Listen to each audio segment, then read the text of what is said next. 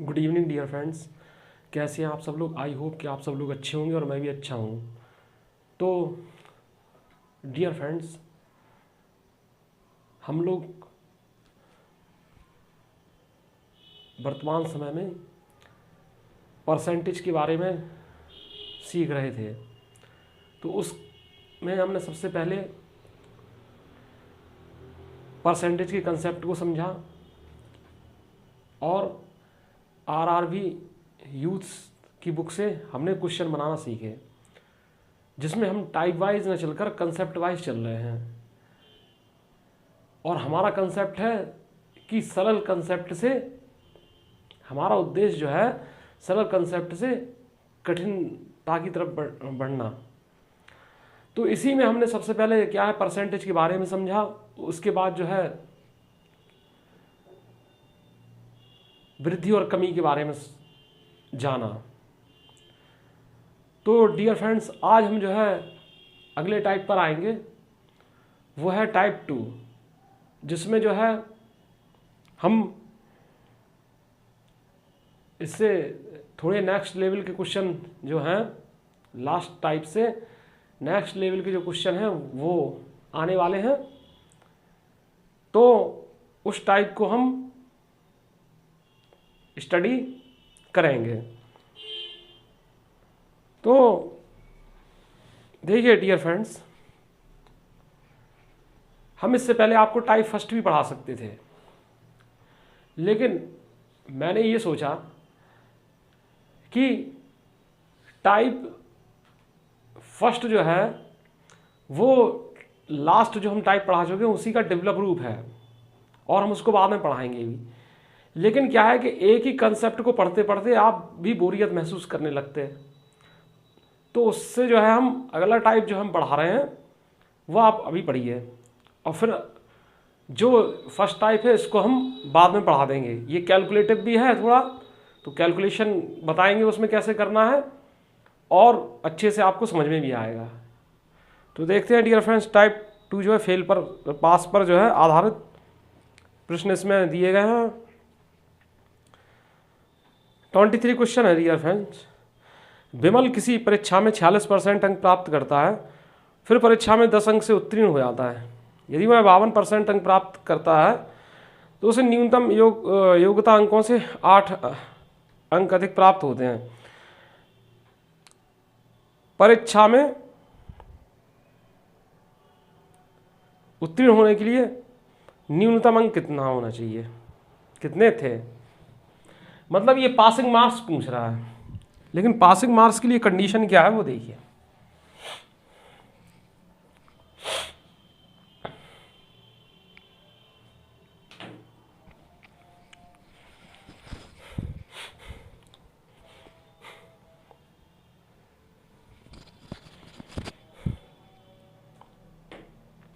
बोल रहे हैं विमल किसी परीक्षा में 46% अंक प्राप्त करता है और 10 अंक से उत्तीर्ण प्राप्त हो जाता है, अनुत्तीर्ण हो जाता है।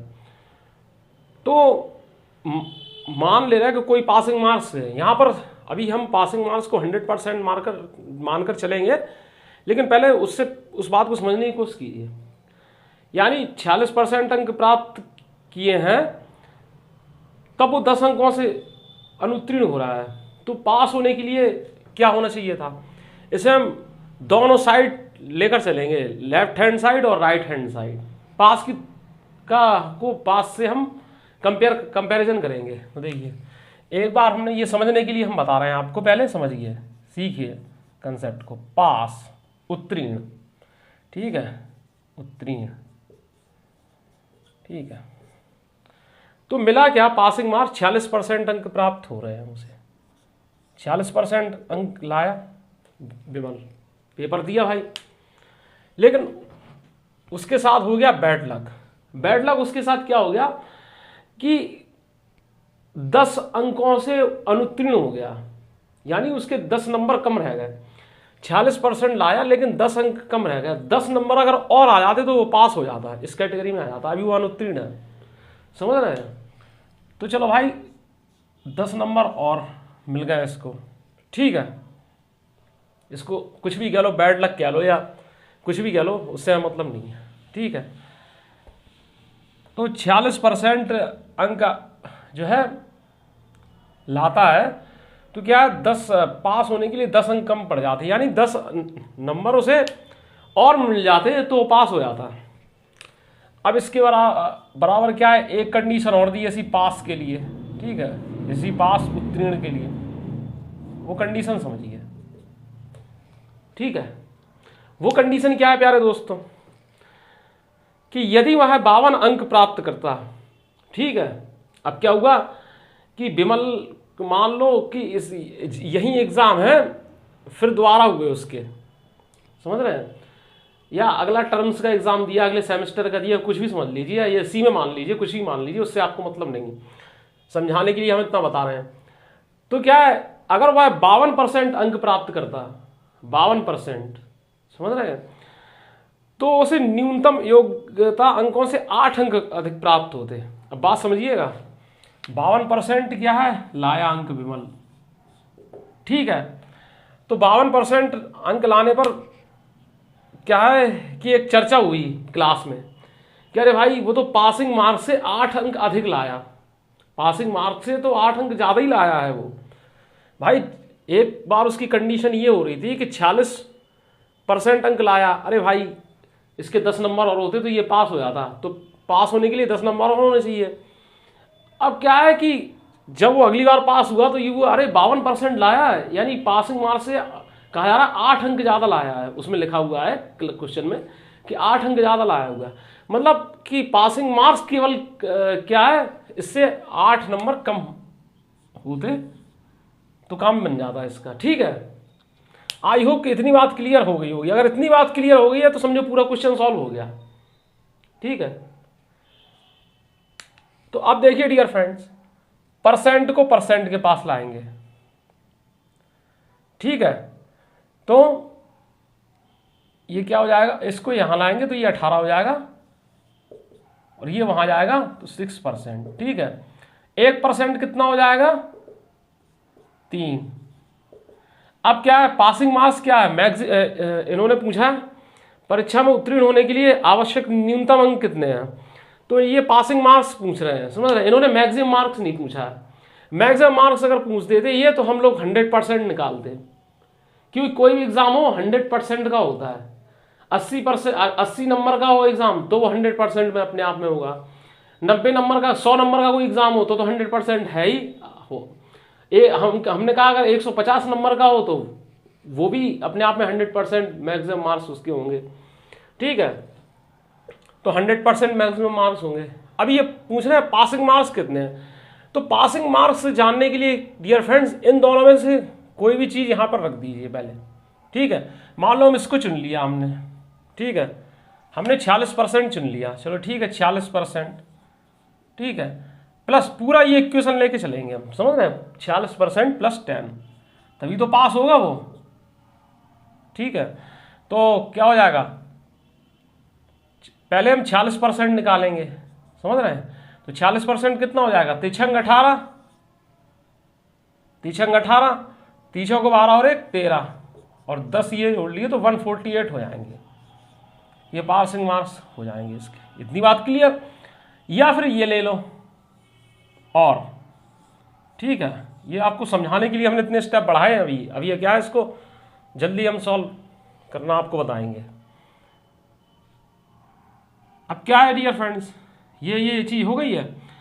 अब इसमें देखिए, या तो या फिर इसमें रख दीजिए, एक ही में रखना है, दोनों में नहीं रखना है, किसी एक को चुन लिए। 1% बराबर 3, तो पासिंग मार्क्स कितना था, 52% माइनस 8, 52% माइनस 8। तो डियर फ्रेंड देखिए, 52% निकालिए, 3 दूनी 6, 3 5 15 और माइनस 8 बराबर 148, ठीक है। ये पासिंग मार्क्स आपके आ रहे हैं। आई होप कि इतनी बात आपको क्लियर हो गई होगी, और ऐसे ही भी अभी और भी सवाल आएंगे तो उनमें कंसेप्ट और क्लियर होता चला जाएगा। अब डियर फ्रेंड देखिए, इतना स्टेप आपको नहीं करना है, ये क्या है आपके समझने के लिए, आप जो है नोट्स बनाइएगा इतने, लेकिन क्या है कि अब इसको करना कैसे है।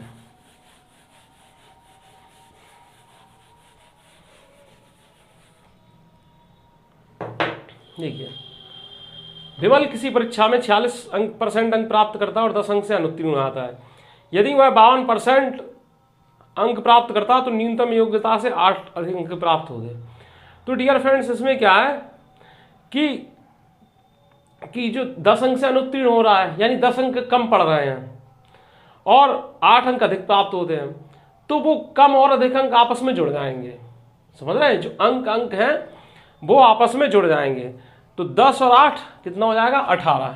ठीक है, तो एक साइड आप 18 लिख लीजिए। आई होप कितनी बात क्लियर हो गई होगी। ठीक है, 18 जो अनुत्तीर्ण और उत्तीर्ण के जो है अंक आपस में जुड़ जाएंगे, 18 हो जाएंगे। और क्या है कि किसी परीक्षा में 46% अंक प्राप्त करता है पहले और बाद में 52% अंक प्राप्त करता है, तो ये आपस में घट जाएंगी दोनों परसेंटेज जो है। ऐसे ही ये क्वेश्चन सॉल्व होते हैं, दोनों जो है परसेंटेज आपस में घट जाएंगी। तो 52% माइनस 46% कितना हो जाएगा? 6%। ठीक है, 6%। बस अब क्या है कि इससे क्या है 1% जो है वो 3 आया। अब क्या पासिंग मार्क्स पूछ रहे हैं, तो या तो आप 46% निकाल दो और उसमें 10 जोड़ दो, या 52% निकाल दो और उसमें से 8 घटा दो। ये पासिंग मार्क्स का फंडा है। तो भाई 52% निकाल ले रहे हैं। ठीक है, 52% कितना होगा? 3 दूनी 6, 3 पचे 15। और ये क्या है, पासिंग मार्क्स से 8 ज़्यादा है, तो केवल पासिंग मार्क्स के लिए जो है 8 घट जाएंगे, तो 148। तो ये एक स्टेप का क्वेश्चन है, समझ रहे हैं? 2 स्टेप का हो जाएगा। तो इससे आपको एक कंसेप्ट क्या मिला कि उत्तीर्णांक प्लस अनुत्तीर्णांक, नहीं ये नहीं, ये मत करिए, उत्तीर्णांक नहीं, कम नंबर कम अंक प्लस ज्यादा अंक, मतलब कितने कम अंक हैं कितने ज्यादा अंक हैं, समझ रहे हैं? और यहां क्या होगा? दोनों परसेंटेज के बीच अंतर। ये वाला कंसेप्ट आपका यहां चलता रहेगा कि दोनों परसेंटेज के बीच अंतर और कम अंक प्लस ज्यादा अंक। ये वाले से आपका जो है क्वेश्चन सॉल्व हो जाएगा, उसके बाद आप वैल्यू पुट कर लेंगे। अब डियर फ्रेंड्स 24 देखते हैं।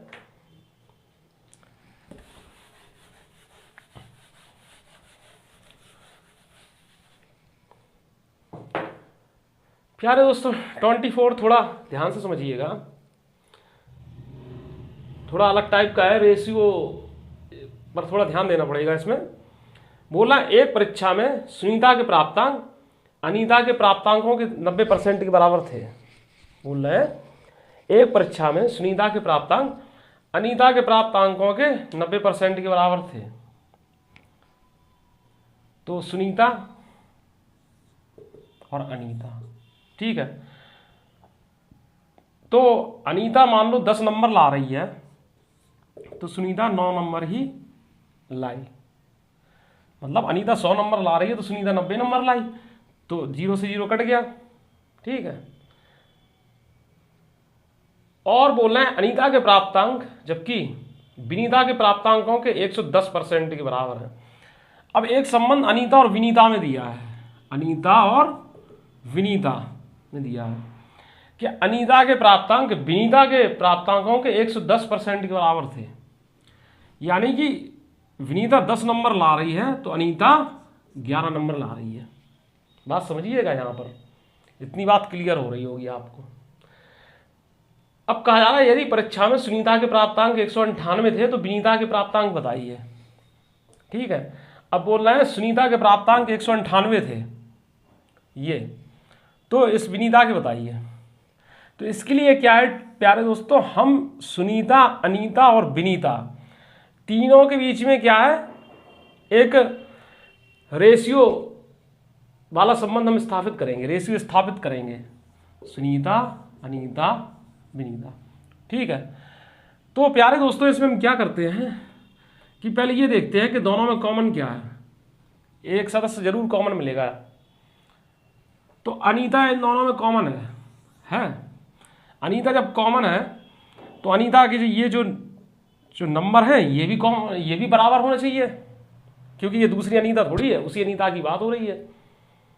ठीक है, तो इसके लिए हम क्या करेंगे कि जो इन 10 और 11 के एलसीएम से एक दूसरे में गुणा करेंगे। नहीं आ रहा समझ में? 10 और 11 का एलसीएम कितना होता है? 110 होता है। तो 110 बनाने के लिए इसमें क्या है, 11 से गुणा करेंगे कि नहीं? जब 11 से यहां गुणा करेंगे तो रेशियो वाला संबंध है, तो 11 से यहां भी गुणा करना पड़ेगा कि नहीं? तभी तो बात बराबर होगी। तो यहां पूरे में 11 से गुणा करना पड़ेगा। ठीक है, यहां डियर फ्रेंड्स क्या है,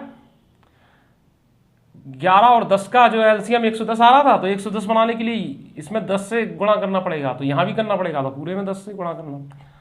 तो अब इससे सुनीता, अनीता, विनीता में संबंध आपका निकल आएगा। ठीक है, तो देखिए सुनीता कितना लाई, 99 नंबर। ठीक है, अनीता 110 नंबर, और देखिए 110 यही बन रहा है। ठीक है, इसको एक बार लिख लिया।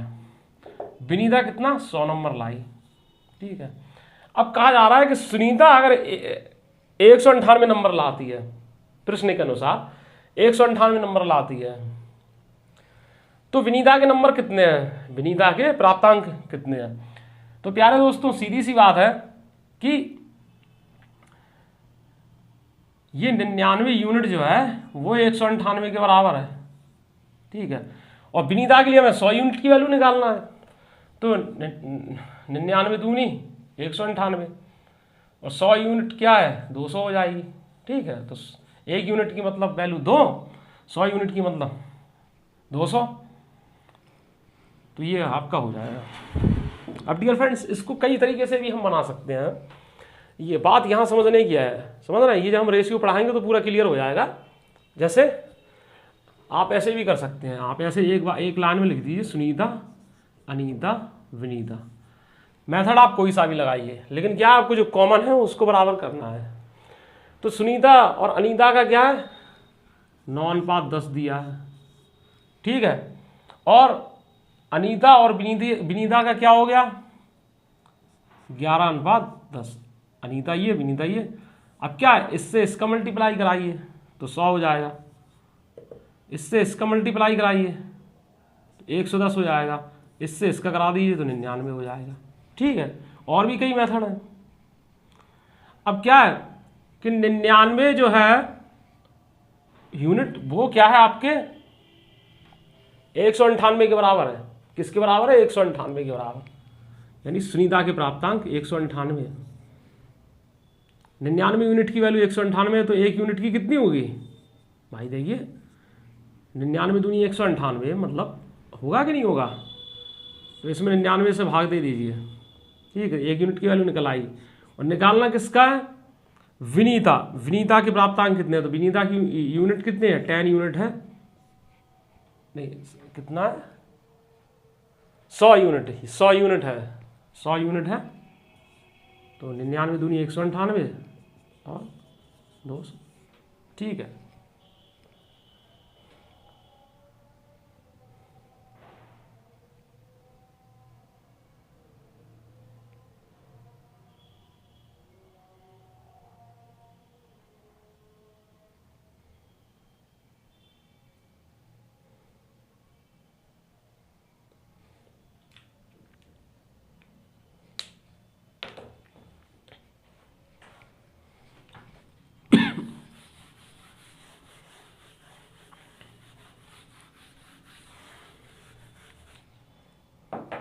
आई होप कि मेरे प्यारे दोस्तों को सवाल अच्छे से समझ में आ रहे होंगे।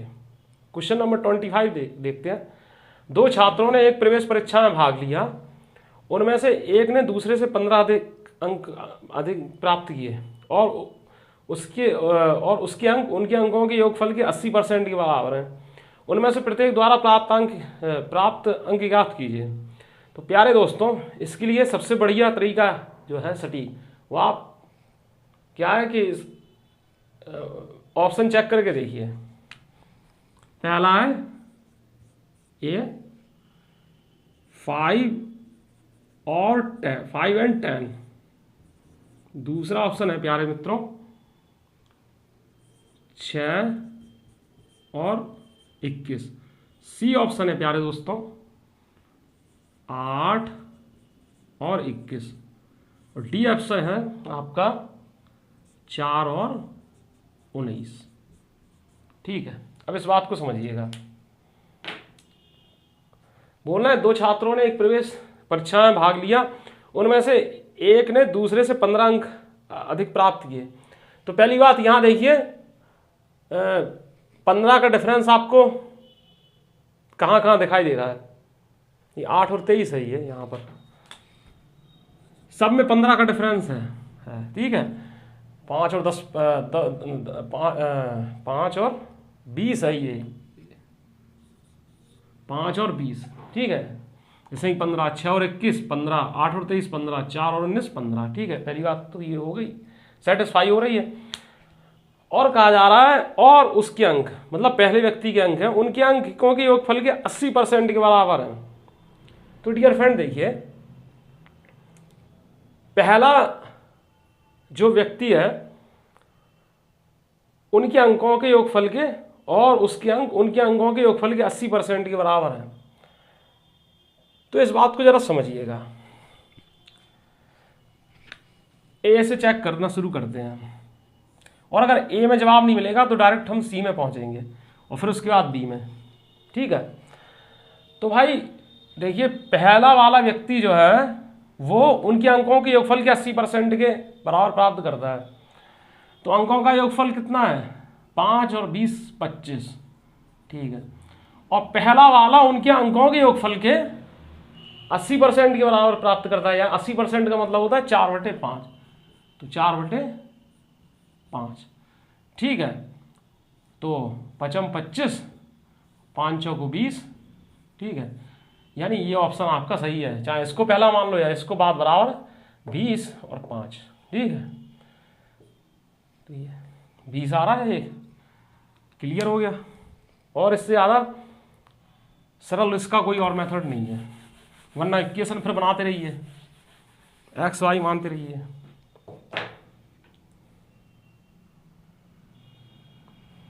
नेक्स्ट क्वेश्चन है, एक विद्यार्थी को एक टर्म में 80 आउट ऑफ 80 अंक प्राप्त हुए, टर्म 2 में 75 आउट ऑफ 90 अंक प्राप्त हुए। यदि दोनों टर्म के लिए दिए गए भारांक 40% और 60% हैं तो उसके अंतिम प्राप्तांकों का प्रतिशत ज्ञात कीजिए निकटतम पूर्णांक तक पूर्णांकित। बात समझिएगा, क्या है कि टर्म 1 और टर्म 2, ठीक है, पहले टर्म में जैसे मान लो टर्म कोई टर्म है तो टर्म फर्स्ट में क्या है उसे 80 में से 80 अंक प्राप्त हुए। तो 80 में से 80 अंक का मतलब ये हुआ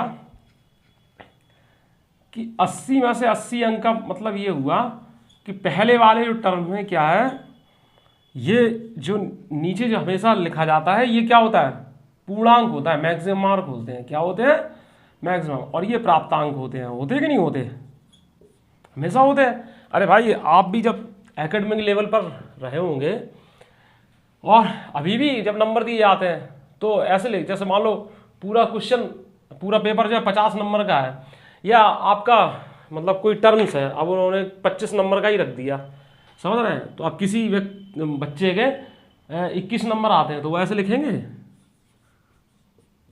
इस तरीके से, ऐसे लिखा हुआ होता है जो आपको कॉपियां दिखाई जाती हैं। तो ठीक है, टर्म 2 में क्या है 75 नंबर से क्या है 90 अंक में प्राप्त हुए, तो यहाँ पे 90 पूर्ण अंक चला गया। ठीक है, यहाँ पर 90 पूर्णांक है और यहाँ पर 75 प्राप्तांक हो गया। ठीक है, पहले वाले टर्म में क्या है 80 नंबर का पेपर हुआ था जिसमें 80 में से 80 लाया, पूरा इंटेलिजेंट बच्चा है। और अब क्या है कि अगले टर्म में थोड़ा ओवर कॉन्फिडेंस हो गया पता चला 90 नंबर का पेपर हुआ और 75 की लाया, फिर डांट पड़ी होगी उसकी कितने कम नंबर क्यों आए। ठीक है, तो अब देखिए डियर फ्रेंड्स, इसमें और भी बात कही जा रही है जिस पर आपको ध्यान नहीं देना है। यदि दोनों टर्म के लिए दिए गए भारांक 40% और 60% है तो उसके अंतिम प्राप्त अंकों का प्रतिशत ज्ञात कीजिए। भारांक मतलब वेटेज, वेटेज जो मिलता है आपको 40% और 60% है, तो वेटेज सहित ही ये नंबर है प्राप्तांक, समझ रहे हैं। वेटेज ही इसमें मिला है कि उसने कुछ मतलब अच्छा प्रदर्शन किसी और क्षेत्र में किया होगा, तो उसके जितने भी नंबर होंगे 40% और 60% वो इसी में प्राप्तांकों में जुड़कर बोल रहे हैं। ठीक है, तो अब ये बोल रहे हैं कि जब फाइनल उसका रिजल्ट बना तब उसने कितने नंबर प्राप्त किए। तो भाई पहले टर्म में 80 नंबर लाया, दूसरे में क्या 75 नंबर लाया, तो 80 और 75 कितना हुआ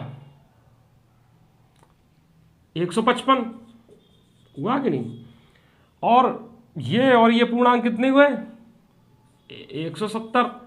ठीक है, बस ये इस तरीके का हो गया। अब ये इससे क्या है कि इससे 1550/17 हो जाएगा, ये इतना परसेंट। ठीक है, अब इसे काटिए 17 नंबर 153। ठीक है, फिर 17 नंबर 153 हो जाएगा, ये तो 20 बचेगा, तो 17 एकम 17। ठीक है, फिर ये 51.1 ऐसी कर करके आता रहेगा कुछ आंसर। तो अब इसमें देखिए 90% दिया है, 91 है, 91 करके आएगा, तो 90% दिया है तो 90% इसका आंसर होगा। हाँ, अगर ये क्या है 91.5 होता है तो कितना हो जाता है 92, ऑप्शन अगर दिया होता इसमें 92 हो जाता इस तरीके से। और अगर ये मान लो 94.5 होता तो 95% हो जाता, इस तरीके से ये हो जाता।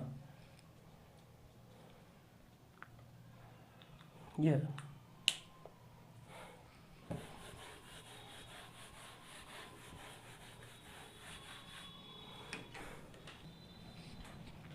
नेक्स्ट क्वेश्चन है डियर फ्रेंड्स, एक कक्षा के विद्यार्थियों द्वारा गणित में प्राप्त औसत अंक 70 थे लड़कियों द्वारा, और लड़कियों द्वारा प्राप्त औसत अंकों से 20% अधिक हैं। यदि लड़कों की संख्या और लड़कियों की संख्या का अनुपात 3:2 है तो लड़कियों द्वारा प्राप्त औसत अंक ज्ञात कीजिए। तो डियर फ्रेंड्स, जब हम एवरेज पढ़ाएंगे, देखिए हर तरीके के इसमें सवाल थोड़े थोड़े पूछे जा रहे हैं, तो एवरेज में के बारे में जनरली आप कंसेप्ट जब आप जानते होंगे तो जनरली ये होता है, जो होता है तो क्या होता है सम ऑफ टर्म्स, पदों का योग, ठीक है, अपॉन नंबर ऑफ टर्म्स, पदों की संख्या। ठीक है, एवरेज होता है सम ऑफ टर्म्स यानी संख्याओं का योग अपॉन नंबर ऑफ टर्म्स यानी और संख्याओं की संख्या, ये होता है। तो अब इसमें देखिए कहा जा रहा है कि लड़के और लड़कियों की संख्या का अनुपात 3:2 है, बॉय और गर्ल्स हैं, ठीक है, इनकी संख्या का अनुपात 3:2 है, ये है। अब क्या है 3:2 है तो कुल जो है स्टूडेंट कितने हुए पूरी क्लास में, बॉय प्लस गर्ल्स हुए कि नहीं हुए, यानी 5 यूनिट स्टूडेंट हुए, 5 स्टूडेंट हुए कि नहीं, 5 स्टूडेंट हुए, ये हुए कि नहीं। तो अब बोल रहा है कि कक्षा के विद्यार्थियों गणित में प्राप्त औसत अंक 70 थे, तो कुल अंक कितने हो जाएंगे 70 × 5 70 × 5 हो जाएंगे कुल अंक, ठीक है, कुल अंक कितने हो जाएंगे 70 × 5 हो जाएंगे कि नहीं, यानी 350, ठीक है। देखिए पदों का योग कुल अंक, तो ये औसत में जो है पदों की संख्या से मल्टीप्लाई कर हो गया तो 350 नंबर मिल जाएंगे। अब बोल रहे हैं, अब यहां से बात शुरू हो रही है, ये बोल रहे हैं कि लड़कों द्वारा प्राप्त औसत अंक लड़कियों द्वारा प्राप्त औसत अंक से 20% अधिक है। तो इसका मतलब ये है, औसत का मतलब ये होता है कि प्रत्येक में बराबर बराबर कितना जा रहा है, प्रत्येक को बराबर बराबर कितने का मिल रहा है। जैसे हम ये बोल रहे हैं कि 5 लड़कों के औसत अंक 50 हैं, 5 लड़कों के औसत अंक 50 हैं, तो इसका मतलब या 5 अंकों के औसत अंक 5 लड़कों के औसत अंक 10 हैं, ठीक है, 5 लड़कों के औसत अंक 10 हैं। तो इसका मतलब क्या हुआ कि प्रत्येक बच्चे के 5 में से प्रत्येक के 10 10 10 10 हैं, ये होता है। यह हमने बोल दिया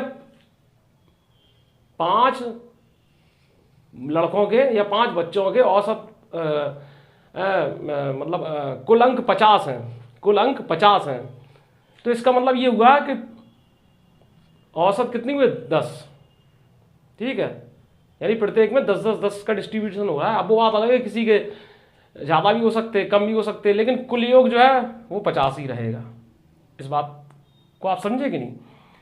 तो इस तरीके से तो क्या है, 3 लड़के और 2 लड़कियों में जो है 350 अंक जो है डिस्ट्रीब्यूट हुए, इन लोगों ने प्राप्त किए, ठीक है, इस तरीके से।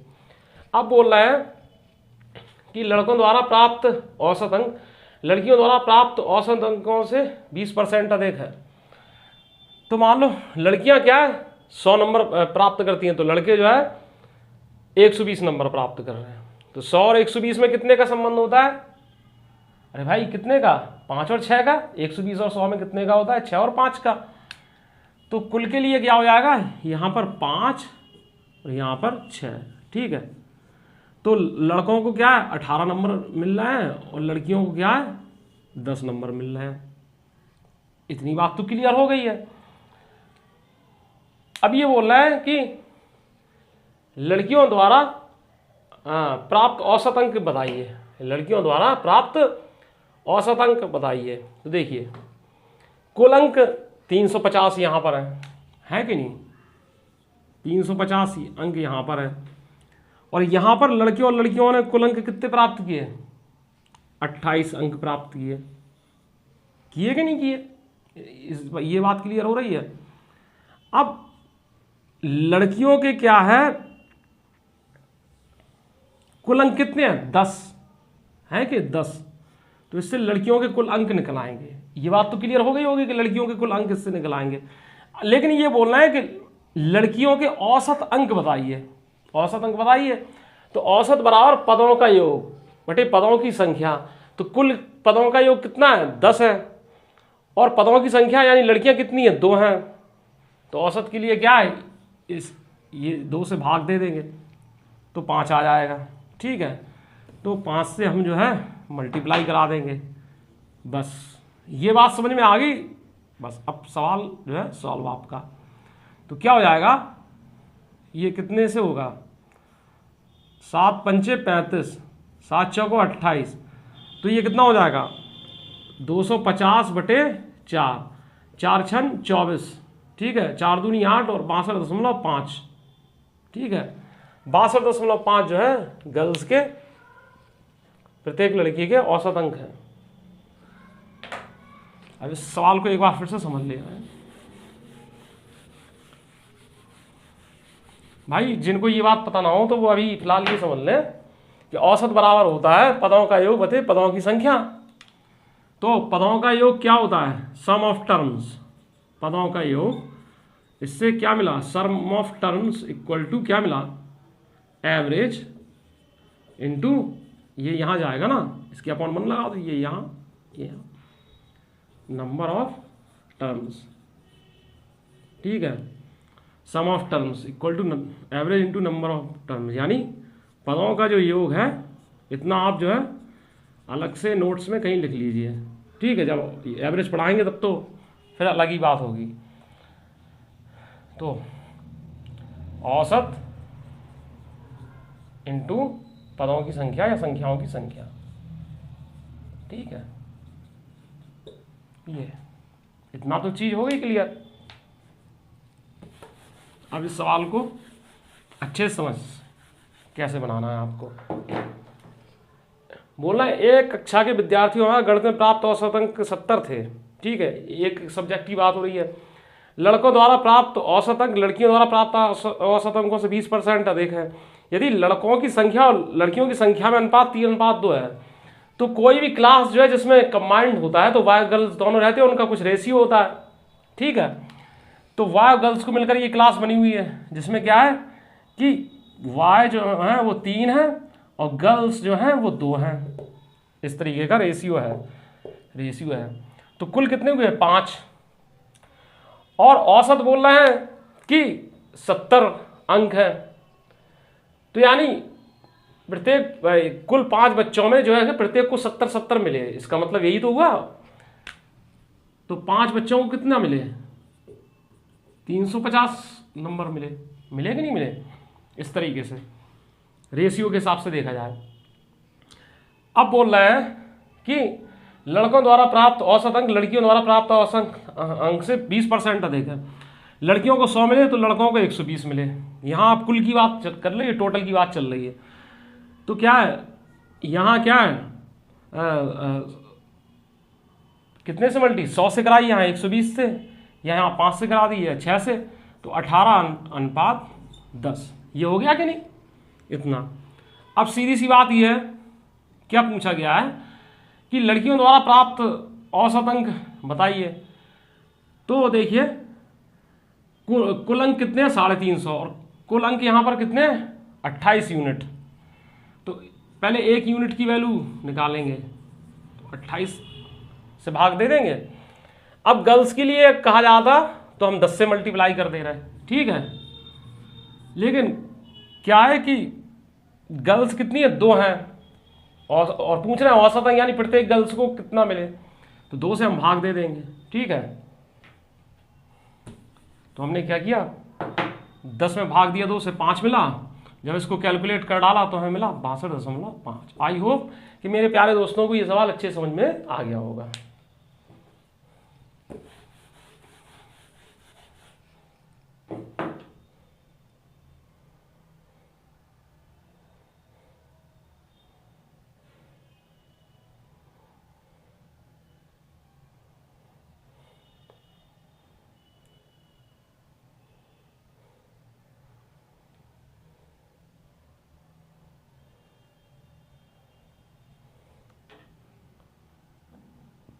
नेक्स्ट क्वेश्चन है डियर फ्रेंड्स, 28 क्वेश्चन है।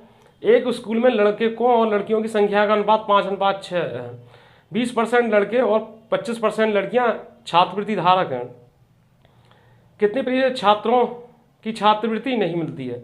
यानी कितने ऐसे बच्चे हैं जिन्हें कोई स्कॉलर नहीं मिल रहा है? तो देखिए बॉय और गर्ल्स का जो है रेशियो 5:6 है। चूंकि ये परसेंटेज में ये क्वेश्चन है तो क्या है 500 और 600 मान लो। 500 गर्ल्स है, 500 बॉयज है और 600 जो है गर्ल्स है। ठीक है, कोई प्रॉब्लम नहीं है। अब क्या है इसमें बोल रहा है छात्रवृत्ति मिल रही है किसमें? 20% लड़के और 25% लड़कियां छात्रवृत्तियां धारक हैं। ठीक है, कितने प्रतिशत छात्रों को छात्रवृत्ति नहीं मिलती है? तो अब क्या है 20% लड़के जो हैं वो छात्रवृत्ति धारक है, यानी 80% को छात्रवृत्ति नहीं मिल रही है। यहां आप चाहे लिख सकते हैं छात्रवृत्ति प्राप्त ना करने वाले, छात्रवृत्ति प्राप्त ना करने वाले छात्र। ठीक है, ये यहां से तो 500 में क्या है 80% को नहीं मिल रही है, तो 500 का 80% सीधी सी बात कितना होता है? 500 × 4/5। ठीक है, तो 400 को नहीं मिल रही है। यहां गर्ल्स में क्या है कितनों को नहीं मिल रही है? 25% को मतलब मिल रही है, तो 75% को नहीं मिल रही है। तो 600 का 3/4 कर लो। 75% का मतलब 3/4, तो 600 का 3/4 कितना हो जाएगा? 600 का 3/4 हम इसमें करेंगे तो ये कितना हो जाएगा, ये आपका हो जाएगा 450, हो जाएगा कि नहीं। अब ये क्या है, इन्होंने कहा है कि छात्रवृत्ति प्राप्त ना करने वाले छात्रों का प्रतिशत बताइए, मतलब कितने प्रतिशत छात्रों को छात्रवृत्ति नहीं मिलती। तो प्यारे दोस्तों क्या है, टोटल स्टूडेंट है इतने 1100, ठीक है, और छात्रवृत्ति कितनों की नहीं मिल रही है, 850 को, ठीक है। परसेंटेज में चेंज करने के लिए 100%, तो क्या है इससे ये कट जाएगा, तो 850/11%, ये इसका आंसर होगा। आई होप कि मेरे प्यारे दोस्तों को ये सवाल अच्छे से समझ में आ गया होगा, क्योंकि डियर फ्रेंड्स उससे वो बन नहीं पाता सवाल।